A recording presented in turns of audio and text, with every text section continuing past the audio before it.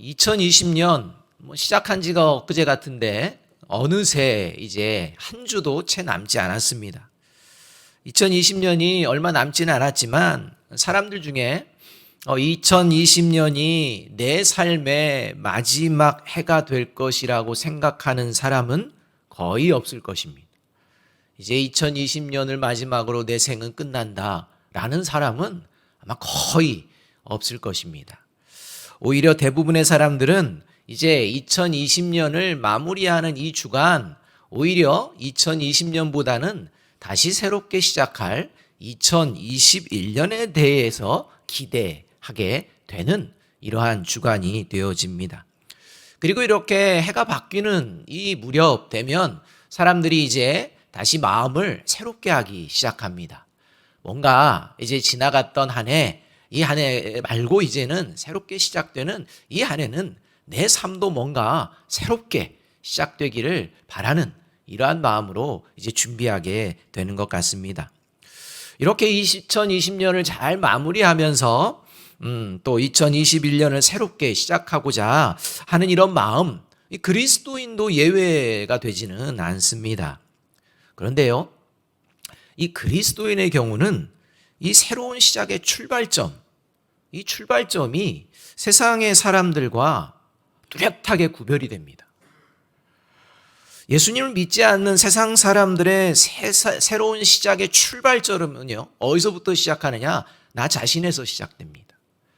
그러니까 내 마음에서 시작되고 내 생각에서 시작되고 모든 것이 나로부터 새로운 시작을 알리게 됩니다. 그러나 그리스도인의 새로운 시작의 출발점, 이 출발점은 자기 자신이 아닙니다. 그리스도인의 삶의 시작, 새로운 시작, 이 모든 출발점은 어디냐? 예수 그리스도라는 것입니다. 그래서 확연하게 구별되어집니다. 이렇게 그리스도인이 새로운 삶을 시작하는 출발점이 자기 자신이 아니고 예수 그리스도가 된 이유를 분명하게 보여주는 사건, 이 사건이 오늘 본문에 등장하는 사건이라는 것입니다. 이 사건 때문에 그리스도인의 모든 삶의 출발은요, 예수 그리스도로 시작이 되어집니다. 내가 아닙니다. 그리스도인의 출발, 새로운 변화의 시작, 그것은 바로 십자가에서 죽으시고 장사된 이 예수님의 무덤에서부터 시작이 되어집니다. 이 무교절과 이 안식일이 시작되기 전에 시간이 충분하지 못해 서두르는 바람에 이 예수님의 장례를요, 제대로 치르지 못합니다. 급하게 이제 3시 정도에 돌아가셨으니 6시면은요, 이제 모든 걸 마무리해야 됩니다. 그러니 와서 내리고 이렇게 향품을 바르고 하는데 턱없이 모자라는 시간입니다. 이러한 턱없이 모자라는 이 시간 때문에 장례를 제대로 치르지 못하고 부랴부랴 급하게 그 아리마대 요셉의 무덤에 예수님을 이제 감싸서 이제 싸서 집어 넣었습니다. 그래서 안식일이 지나자마자 새벽 미명에 여인들이 다시 제대로 좀 하기 위해서 향품을 들고 이 예수님의 무덤을 찾아오게 됩니다. 이것을 누가복음 24장 1절에서 이제 이렇게 말씀해 주고 있는 것입니다. 안식 후 첫날 새벽에 이 여자들이 그 준비한 향품을 가지고 무덤에 가서입니다. 그러니까 여인들이 무덤을 다시 찾은 이유는 뭔가를 기대하고 온 게 아닙니다. 지금 장례를 제대로 치르지 못해서 이 장례를 이제 제대로 마무리하려고 향품을 들고 왔던 것입니다. 이렇게 슬픈 마음을 가지고 무덤에 온 여자들은요, 무덤의 입구를 막고 있었던 돌이 옮겨져 있고, 더 나아가 무덤은 비어있다는 사실을 알게 되며 충격에 빠집니다. 그래서 이 사실을 이제 막달라 마리아가 제자들에게 달려가 알리게 됩니다. 알린 제자는 베드로라는 이름과 또 이제 이름이 알려지지 않은 제자인데 이제 요한이라고 이제 추정을 합니다. 이 2명의 제자들에게 달려가서 무덤이 비었다고, 예수님의 시신이 지금 도둑 맞은 것 같다고, 찾을 수가 없게 됐다고 이렇게 알리게 됩니다. 제자들도 이 소리를 듣고 무덤에 찾아와 예수님이 시신이 사라진 것을 확인하고 다시 집으로 돌아가는 장면, 이것이 오늘 본문의 내용입니다. 당시 무덤을 찾은 여인들과 제자들은 예수님의 시신이 깜짝같이 사라지고 무덤이 비어있는 이유를 몰라 충격을 받고 놀라 당황하였지만, 이제 2000년이 지난 이 예배를 드리는 저와 여러분은요, 예수 그리스도를 믿는 그리스도인들은요, 무덤이 비어있는 이유를 한치의 의심도 없이 한 마음으로 한 목소리로 이렇게 고백한다는 것입니다. 왜 비어있을까요? 부활하셨기 때문입니다 라고 고백한다는 것입니다. 예수님께서 십자가에서 죽으시고 이 부활하심을 믿는 순간 새로운 변화의 시작이 그리스도인들에게 벌어진 것입니다. 여러분, 우리가 지난 주간에 성탄절을 이제 보냈는데요, 온 세계가 성탄절 되면 축제를 벌이죠. 그런데 이 성탄절, 예수님의 탄생인 성탄절이 의미 있는 이유, 이 이유는 예수님의 부활 때문입니다. 만약 예수님의 부활이 없다면요, 이건 그리스도인들에게 성탄절은 의미가 없어집니다.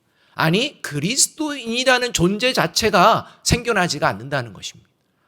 그러니 성탄절보다도 더 의미 있고 더 큰 축제가 되어져야 될 것이 예수님의 부활이라는 것입니다.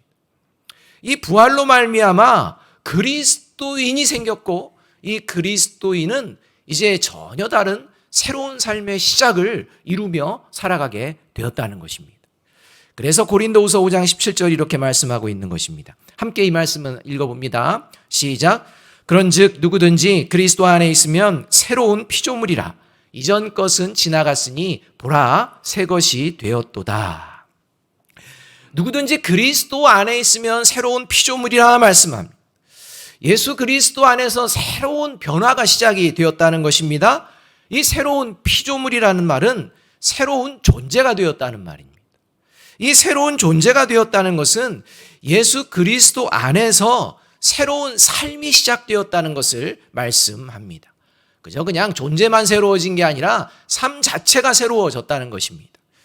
여러분, 이 말씀은요, 저와 여러분이 그리스도인이 되는 순간 저와 여러분의 삶의 상황이 바뀐다는 말이 아닙니다. 그 삶의 상황은 여전하다는 것입니다. 현재의 삶의 상황 그대로입니다. 그런데 예수님을 믿는 순간 현재 상황 속에 있는 나 자신이 새로운 존재로 변화된다는 것입니다. 상황이 바뀌는 게 아니라 저와 여러분 자체가 변한다는 것입니다. 따라서 이러한 새로운 존재로 변화되는 순간 이게 어떤 모습으로 나타나느냐? 삶을 대하는 태도의 변화가 벌어집니다. 똑같은 상황입니다. 그러나 이 상황을 대하는 태도가 예수님을 믿기 전과 믿은 후가 달라집니다.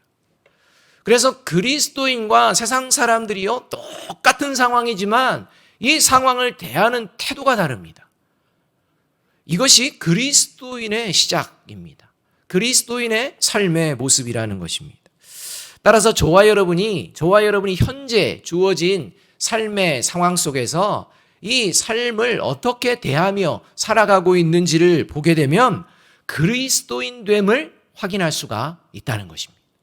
특별히 올 한 해 우리의 상황을 완전히 휘몰아치는, 어렵게 하는 이 코로나19라는 동일한 상황 속에서 저와 여러분이 삶을 대하는 태도가 어떠했는지를 돌아볼 때 내가 그리스도인으로 새로운 피조물로 새 것으로 살아냈는지를 우리가 알 수가 있다는 것입니다.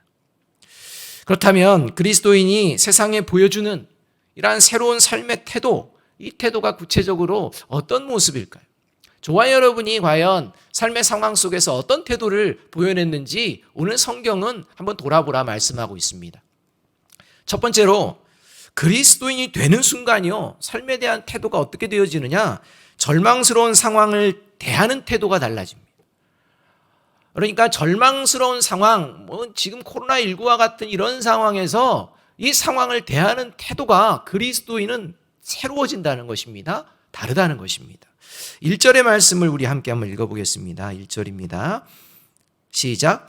안식 후 첫날 일찍이 아직 어두울 때에 막달라 마리아가 무덤에 와서 돌이 무덤에서 옮겨진 것을 보고 시몬 베드로와 예수께 사랑하시던 그 다른 제자에게 달려가서 말하되 사람들이 주님을 무덤에서 가져다가 어디 두었는지 우리가 알지 못하겠다 하니. 2절까지 말씀을 드렸는데요. 그 1절과 2절의 말씀에 의하면 이 예수님의 빈 무덤을 여인들이 봅니다. 근데 오늘 본문에서는 막달라 마리아라고 이제 한 명을 특징해서 이야기를 합니다. 이 막달라 마리아가 이 예수님의 빈 무덤을 보자마자 당황합니다. 그리고 2절에 의하면 제자들을 찾아갑니다. 그리고 막달라 마리아의 마음은 지금 예수님의 시신을 찾을 수 없을 것이라는 이 절망감으로 가득해서 제자들에게 이야기하는 장면을 우리가 볼 수가 있다는 것입니다. 그토록 믿고 의지했던 예수님이 십자가에서 죽으시는 것을 본 것만으로도 절망스럽습니다. 예수님의 시신에 세마포를 감싸고 수건을 두르며 이 예수님을 무덤에 안치할 때에도 더 큰 절망이었을 것입니다. 예수님의 장례를 제대로 치르지 못했던 것도 그 마음 가운데의 힘겨움이었을 것입니다. 또 그 예수님의 시신을 다시 보아야 되는 그 마음도 더욱 힘들었을 것입니다. 그러한 힘겨운 마음, 절망스러운 마음, 이러한 마음 가운데에 무덤에 찾아왔는데 이제는 예수님의 시신조차도 찾을 수 없는, 이제 어디로 갔는지 알 수 없는 이러한 깊은 절망감이 이제 마리아를 찾아오게 됩니다. 이런 절망감 가운데 막달라 마리아가 빠져듭니다. 마리아의 이 소식에 제자들도 분명 처음에 당혹감과 절망감에 빠졌을 것입니다. 어찌 그런 일이? 라는 생각을 했을 것입니다. 저와 여러분의 인생 가운데에도 한없이 그 절망이 더 깊이 들어가는 이런 상황들이 벌어질 수가 있습니다. 하나님이 원하시는 것이라고 생각했는데도 이루어지지 아니하고 더 절망 가운데 나아가는, 절망할 수밖에 없는, 조금 괜찮아지겠지 했지만 더 절망의 깊은 구렁텅이로 빠져드는 것 같은, 이제는 좀 나아지려나 하는데 다시 어둠 가운데 사로잡히는 것 같은, 마치 코로나19 상황 속에서 좀 이제 괜찮아졌나 싶으면 다시 우리의 마음을 어렵게 하는 상황이 벌어지고, 조금 이제 괜찮아질 건가 라고 생각하는데 더 깊은 절망으로 우리를 몰고 들어가는 것 같은 이러한 상황들이 우리 가운데도 있을 수 있다는 것입니다. 제가 청년의 때에요, 제 한 후배가 있었습니다. 이 후배는 법대를 졸업하고 사법시험을요 열심히 준비했습니다. 사실을 치렀습니다. 치르면 처음 몇 회는 첫 번째 좀 떨어졌는데 한두 번 치르고 나서는 1회 첫 번째 볼 때마다 항상 붙었습니다. 그런데 2차에서 계속 떨어지는 것입니다. 그러기를 7번 떨어졌습니다. 아예 1차에서 떨어졌으면 빨리 포기하는데 2차가 계속되니 1차가 계속되니까 포기하지 않고 조금만 더 하면 하면서 시작해서 7번까지 떨어지게 되었습니다.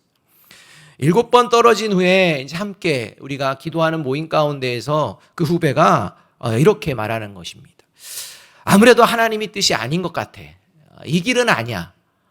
그래서 그냥 포기하고 이제 직장 준비를 좀 하는 게 나을 것 같다라는 이런 이야기를 할 때 함께 이야기해 줬던 게 뭐냐?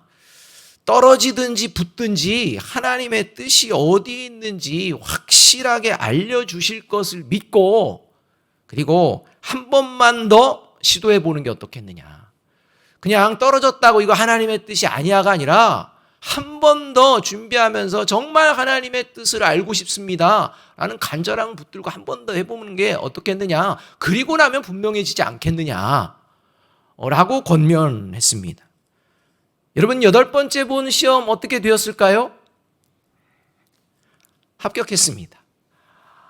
합격했습니다. 여러분, 우리가 삶의 절망의 상황이 벌어지면 우리는요, 이건 하나님께서 원하시는 게 아니야. 뭔가 이 자리를 벗어나야 될 것 같아. 라는 그 절망의 상황을 아예 회피하려는 마음도 생길 수가 있습니다. 코로나19와 같이 그 절망의 원인이요, 어쩔 수 없는 환경이 될 수도 있습니다. 그래서 어떻게 하면 이 코로나19를 벗어날 수 있을까? 이 상황에 나만은 어떻게 하면 피할 수 있을까? 이런 생각을 하게 된다는 것입니다. 다른 사람들로 인해서 생기는 절망일 수도 있습니다. 이 사람만 피하면 내가 이 절망스러운 상황은 없어질 것이다. 이런 생각도 한다는 것입니다. 또 자신의 부족함과 연약함 때문에 그러한 절망적인 상황이 벌어졌다라고 생각할 수도 있습니다. 더 나아가 죄로 인해서 그런 절망적인 상황에 빠져 들어갈 수도 있습니다. 그런데 여러분, 내가 지금 절망스러운 상황의 원인이 무엇이든지 절망스러운 상황이 벌어졌을 때 하나님 앞에서 가장 큰 죄는 뭐냐? 그게 바로 절망하는 것입니다. 여러분, 하나님 앞에서 가장 큰 죄는 절망스러운 상황에 있는 것이 아니라 그게 비록 죄 때문일지라도 절망스러운 상황에 있는 것이 아니라 하나님께 가장 큰 죄는 그 상황에서 절망하는 것입니다. 아니, 절망스러운 상황인데 왜 절망하는 게 하나님께 큰 죄입니까? 세상 사람들은 반문할 수 있지만요, 이해할 수 없지만요, 그리스도인들은 이해할 수가 있는 것입니다. 그리스도인은요, 절망스러운 상황에서 절망하는 존재가 아닙니다. 오히려 그 상황 속에서도 다시 새로운 시작을 할 수 있음을 믿는 존재가 그리스도인이라는 것입니다. 절망하지 않는다는 것은요, 절망의 현장에서 도망가는 것을 말하는 것이 아닙니다. 비록 절망의 현장에 있을지라도 그 현장에서 하나님의 크신 뜻을 발견해내는 것입니다. 그리고 절망이 아닌 소망으로 이제 그 자리를 다시 살아내기 시작하는 것입니다. 이것이 그리스도인이 절망의 상황 속에서 보여주는 세상을 향한 삶의 태도입니다. 그리스도인을 향해서 로마 네로 황제의 박해가요, 본격적으로 시작이 됩니다. 그 박해가 앞으로 더욱 심해질 것을 베드로는 예견합니다. 그래서 당시 흩어져 살아가던 그리스도인들을 향해 편지를 쓰는데요. 편지를 쓸 때, 자, 로마 네로 황제의 박해를 피할 수 있는 그 길을 찾아라, 이렇게 편지 쓰지 않습니다. 네로 황제의 박해가 뻔히, 그것도 절망스럽게 이제 닥치게 될 그런 박해들이 벌어질 것을 불같은 시험이라는 용어를 사용하며 베드로전서를 기록한다는 것입니다. 불같은 시험을 당하게 될 것이라는 것입니다. 이렇게 이러한 상황을 놓고서 편지를 쓰는 베드로 사도가 이제 고통과 박해가 시작된 상황, 불같은 시험, 절망의 깊이가 더 깊어질 수 있는 삶의 상황을 앞두고 이 흩어져 있는 그리스도인들에게, 믿음의 동역자들에게 이렇게 선포하면서 이 서신서를 기록을 합니다. 그게 베드로전서 1장 3절 5절의 말씀입니다. 표준 세번역 성경인데요, 이 말씀 우리 함께 한번 읽어보겠습니다. 베드로전서 1장 3절과 5절입니다. 같이 한번 읽습니다. 시작. 우리 주 예수 그리스도의 하나님 아버지께 찬양을 드립시다. 하나님께서는 그 크신 자비로 우리를 새로 태어나게 하셨습니다. 그리하여 그는 죽은 사람들 가운데에서 예수 그리스도가 부활하심으로 말미암아 우리로 하여금 산 소망을 갖게 해 주셨으며, 하나님께서는 여러분의 믿음을 보시고 그의 능력으로 여러분을 보호해 주시며 마지막 때에 나타나기로 되어 있는 구원을 얻게 해 주십니다. 베드로는요, 먼저 강조하는 게 뭐냐? 우리는 새로 태어난 존재입니다 라고 강조한다는 것입니다. 새로 태어난 존재는 그 상황에 흔들리는 존재가 아니라는 것입니다. 그 상황 속에서 하나님의 인도하심과 하나님의 선하심을 발견하고 그 안에서도 일하시고 역사하시는 그 하나님과 그 상황을 돌파해내는 존재들이 그리스도인이요, 그 모습이 바로 믿음의 걸음을 걷는 모습이라고 말씀하고 있다는 것입니다. 사랑하는 여러분, 2020년을 마무리하는 지금 하나님께서는 저와 여러분이 처한 상황 밖에서 일하시는 분이 아니시고 바로 저와 여러분이 처한 상황 속에서 일하고 계십니다. 상황이 바뀌기를 바라는 것이 아니라 그 상황 속에서 함께 하시는 하나님으로 인해 상황을 탓하는 게 아니라 그 상황 속에서도 산 소망을 가지고 살아내는, 그래서 세상 사람들에게 그리스도인의 참된 모습을 보여내는 저와 여러분이 되기를 주님의 이름으로 축복합니다. 이러한 모습으로 기쁨으로 감사로 마무리하는 한 해가 되어줘야 할 것입니다. 두 번째로 그리스도인이 되는 순간 어떤 모습으로 새로워지느냐? 사람을 대하는 태도가 새로워집니다. 여러분, 그리스도인은요, 사람을 대하는 태도가 새로워진 존재입니다. 사람을 대하는 태도 중 한 가지, 중요한 한 가지가 어떤 것이냐? 상대방의 의견을 대하는 태도입니다. 여러분, 저와 여러분이 세상을 살아가다 보면 여러 가지 의견들을 나누게 됩니다. 대화들을 하게 됩니다. 여러분, 이러할 때에 상대방에 대해서 어떤 마음으로 그 의견을 대하고 있는지 돌아보아야 합니다. 세상 사람들의 방법과 다릅니다. 그리스도인들은 모든 사람들의 그 의견, 이 의견을 귀히 여깁니다. 왜냐하면 존중하는 마음이 있기 때문입니다. 그래서 저와 여러분이 상대방을 존중하는 마음으로 대하며 살아가고 있다면 새로워진 존재가 맞습니다. 그런데 그렇지 않다면요, 새로운 시작이 이루어진 존재가 아니라는 것입니다. 3절 말씀을 함께 한번 읽어보겠습니다. 3절 말씀입니다. 같이 한번 읽어봅니다. 시작. 베드로와 그 다른 제자가 나가서 무덤으로 갈새. 3절에 의하면 이 1절, 2절에 막달라 마리아의 이야기를 들은 제자들은요, 즉시 예수님의 무덤으로 막 달려가는 것을 우리가 볼 수가 있습니다. 무덤을 찾아갑니다. 요한복음 20장 29절에 의하면요, 오늘 본문이 지나가서 전해지는 그 말씀에 의하면 예수님의 제자들은 지금 어떤 상황이었느냐? 유대인들이 두려워서 문을 닫고 숨을 죽이며 숨어 있는 상황입니다.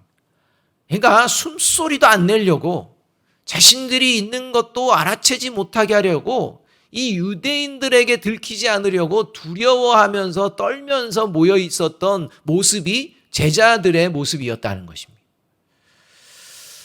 이것이 제자들의 상황이었는데 지금 막달라 마리아의 이야기를 들었던 이 두 명의 제자는요, 이러한 위험한 상황임에도 불구하고 이 막달라 마리아의 이야기를 듣자마자 빈무덤으로 달려갔다는 것입니다. 여러분, 이 모습에서 우리가 발견하게 될 게 뭐냐? 이 두 제자는 막달라 마리아의 의견을 무시하지 않았다는 것입니다. 생각해 볼 일고의 가치도 없는 쓸데없는 소리라는 생각을 하지 않았다는 것입니다.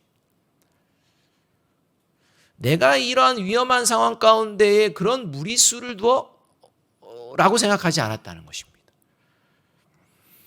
누가복음 8장 2절에 하면요, 여러분, 막달라 마리아의 전적이 나옵니다. 막달라 마리아는 어떤 여인이었느냐? 7 귀신 들린 여자였습니다. 예전에 미쳤던 여자입니다. 예전에 미쳤던, 그것도 7 귀신이나 들렸으니 얼마나 미쳤겠습니까? 한번 미쳤던 여자입니다. 지금 그런 여자가 정신적인 충격, 제자들도 지금 충격 가운데 있는데 예수님의 죽으시는 이 사건에 얼마나 충격을 받았겠습니까? 그 충격으로 이 여자가 예전처럼 저렇게 정신이 이상해진 것 아닌가? 이런 생각을 충분히 할 수 있는 개연성이 있다는 것입니다. 이러한 여자의 말이었습니다. 그런데 예전에 그렇게 귀신 들려서 미쳤던 여자의 말, 이 말을 듣고서 위험을 무릅쓰고 무덤까지 간 것입니다.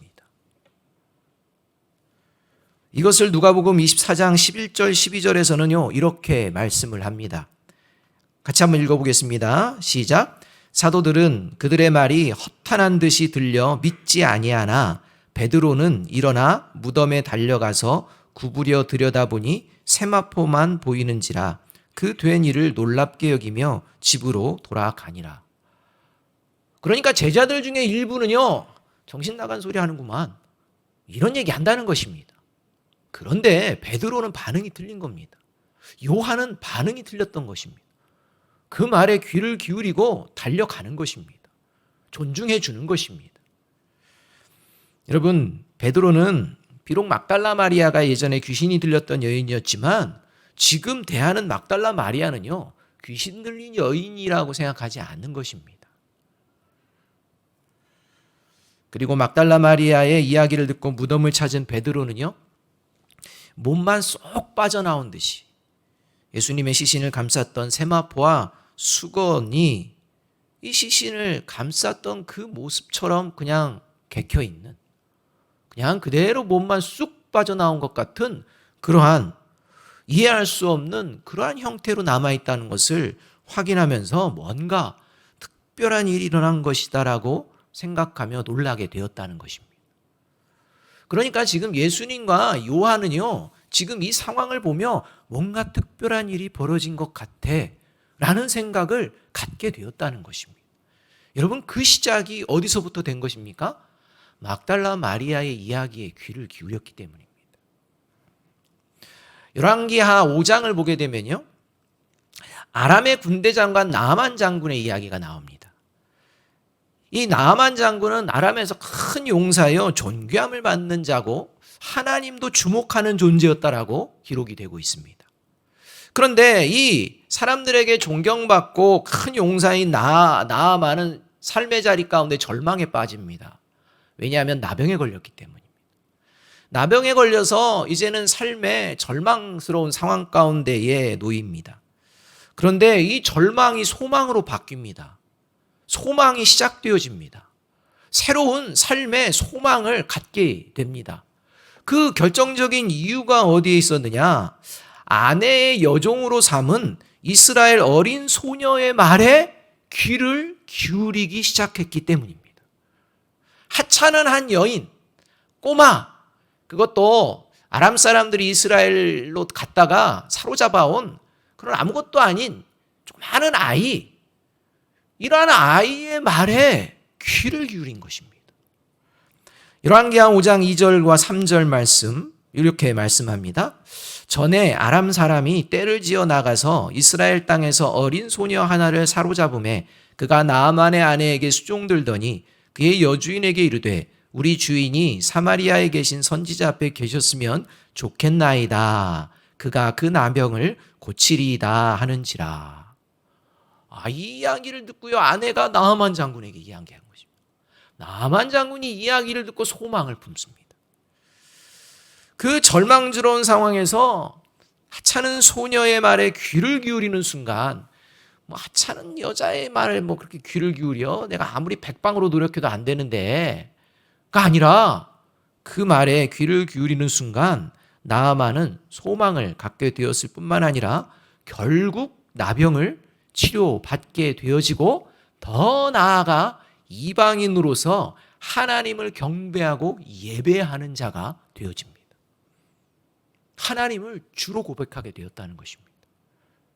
여러분, 이 모든 놀라운 역사가 어디서부터 시작된 것입니까? 절망의 상황에서. 그리고 하찮게 여겨지는 그 누군가의 이야기도 귀 기울여 듣는 순간부터 이 일들이 이루어지게 된 것입니다. 사랑하는 여러분, 그리스도인은요, 그가 어떤 사람이든지 그 상대방의 의견을 무시하지 않습니다. 그 의견에 귀를 기울입니다. 그런 말 있지 않습니까? 가정에서도요, 제가 그 얘기 많이 듣는데요, 남편은 누구 말에 귀를 기울여야 합니까? 아내 말에 귀를 기울여야 돼요. 아내는 남편의 말에 귀를 기울여야 합니다. 또 부모는 누구의 말에 귀를 기울일 줄도 알아야 됩니까? 자녀들의 말에 귀를 기울일 줄도 알아야 됩니다. 교회도 마찬가지입니다. 여러분, 교회에서는요, 모든 성도가 하나님 앞에서 동일합니다. 성도들의 말에 함께 귀를 기울여야 합니다. 만약 교회가 서로의 말에 귀를 기울이지 않고 서로의 말을 무시하는 순간 그곳에 하나님의 놀라운 역사는 멈추게 되어집니다.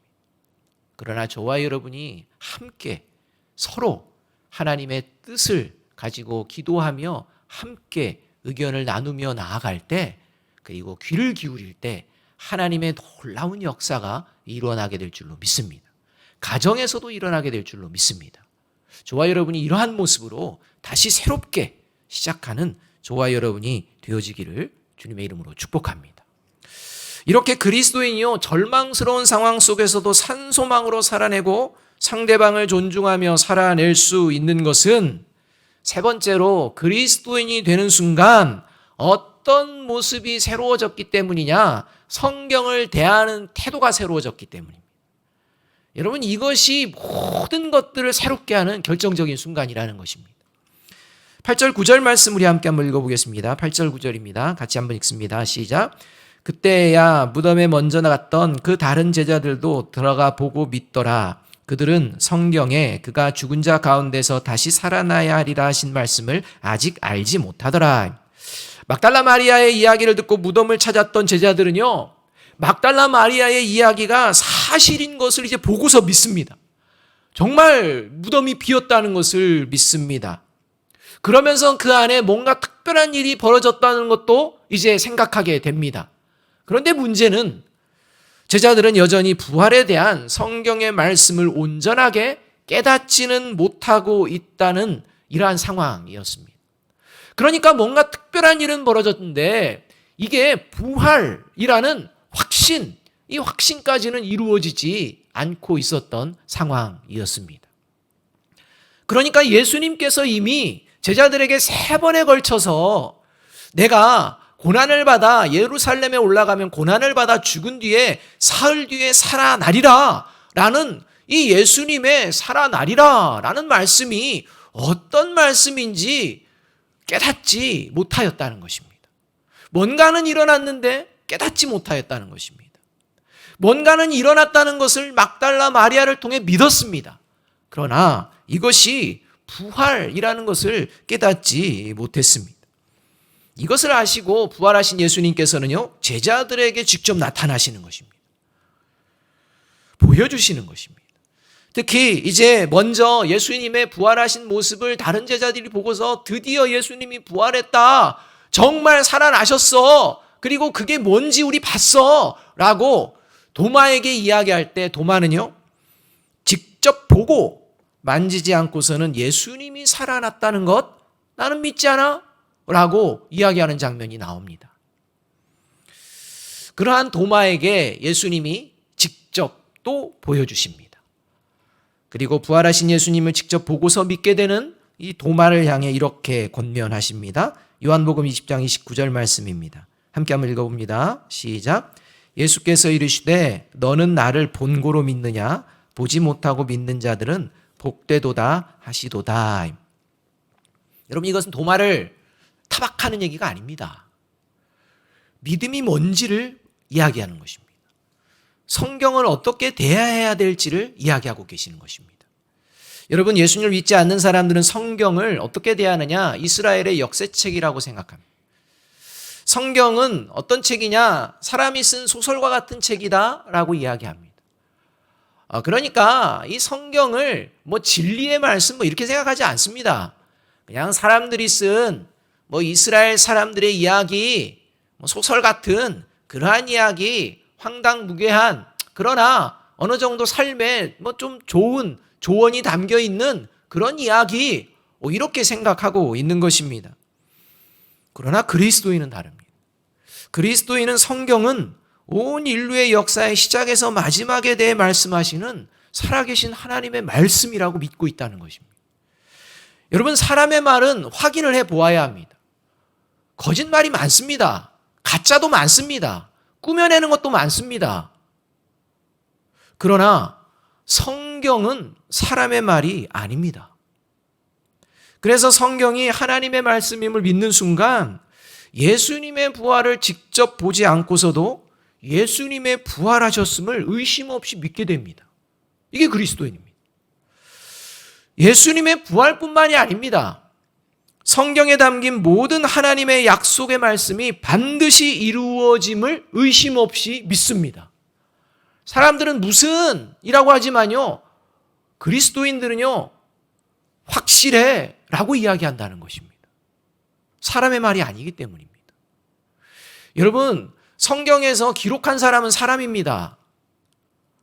하지만 예수님조차도 이 성경에 사람이 기록한 말씀을 사람의 말이라고 하지 않았습니다. 마귀에게 시험 받을 때도 예수님께서는 하나님의 말씀을 인용하는데 그 말씀은요, 누가 쓴 거냐? 모세가 쓴 말씀입니다. 또 예수님께서 이제 공생애를 하시면서 인용하시는 말씀들이 있는데요. 그 말씀은 구약에서 뭐 이사야 선지자나 뭐 이런 선지자들이 쓴 이야기입니다. 근데 그걸 예수님이 하나님의 말씀이라고 이야기한다는 것입니다. 따라서 그리스도인으로 저와 여러분이 살아가며 살아계신 하나님의 말씀을 하나님의 말씀이 아닌 그냥 사람들이 쓴 이야기책으로 느끼고 하나님의 말씀에 순종하지 않는다면 그것은 새로운 시작이 이루어진 그리스도인의 모습이 되어질 수 없다는 것입니다. 사랑하는 여러분, 어수선하고 혼란스럽고 어두운 터널을 걷고 있는 이러한 상황 가운데에서 2020년이 마무리되어지는 것 같습니다. 그러나 하나님께서는요, 오늘도 그리스도인들에게 이러한 상황에서 이렇게 약속하고 말씀하십니다. 에레미야 29장 11절에서 13절의 말씀 우리 함께 한번 읽어보겠습니다. 같이 읽습니다. 시작. 여호와의 말씀이니라. 너희를 향한 나의 생각을 내가 아나니 평안이요 재앙이 아니니라. 너희에게 미래와 희망을 주는 것이니라. 너희가 내게 부르짖으며 내게 와서 기도하면 내가 너희들의 기도를 들을 것이요 너희가 온 마음으로 나를 구하면 나를 찾을 것이요 나를 만나리라. 여러분, 저와 여러분에게 주어진 현재의 상황, 이 상황이 사라지기만 하면, 피하기만 하면 내가 뭔가를 새롭게 시작할 것이다 라고 생각하는 그 생각은 그리스도인의 생각이 되어질 수 없습니다. 그 상황을 벗어나기를 원하는 것이 아니라 지금 주어진 상황 속에서 하나님이 주신 크신 뜻이 있음을 발견하고 그 발견함 속에서 절망이나 또한 어려움이 아니라 그 상황 속에서 다시 소망의 삶을 시작해내는, 그래서 하나님의 크신 뜻을 이루어가는 이러한 존재들이 그리스도인입니다. 저와 여러분이 2020년을 마무리하며 이런 하나님이 나와 함께 하심을 믿고 새로운 2021년을 기도 가운데에 진실함으로 준비하게 되어질 때 하나님의 선하신 뜻이 저와 여러분을 통해 이루어지게 될 줄로 믿습니다. 이 믿음을 가지고 2020년을 잘 마무리하고 2021년을 준비하는 소망 가운데에 준비하는 저와 여러분이 되기를 주님의 이름으로 축복합니다. 기도하겠습니다.